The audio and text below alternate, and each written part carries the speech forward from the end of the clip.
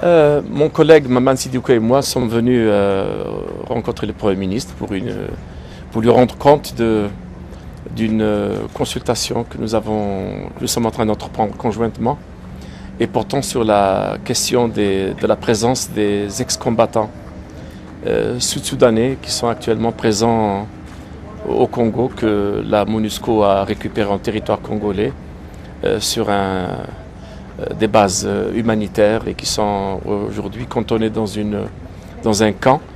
Et le gouvernement de la RDC a clairement indiqué qu'il ne souhaitait pas que ces ex-combattants restent plus longtemps dans le territoire et qu'il souhaite qu'ils soient relocalisés à l'extérieur du Congo.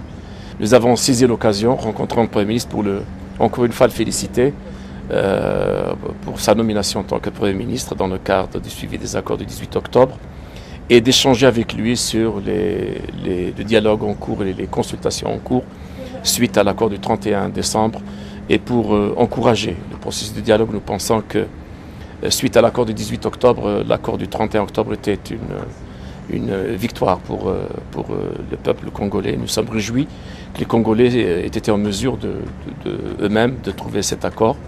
Et nous sommes en tant que Nations Unies dans l'accompagnement, comme toujours. Et nous avons échangé avec le Premier ministre sur ces questions et nous avons encouragé tous les acteurs à aller de l'avant sur la base de cet accord. Le Conseil de sécurité encourage et nous encourage à soutenir le dialogue en cours, mais aussi à insister auprès des Congolais, des hommes politiques congolais, pour qu'ils établissent des ponts permanents entre eux. C'est la seule solution pour qu'on s'en sorte.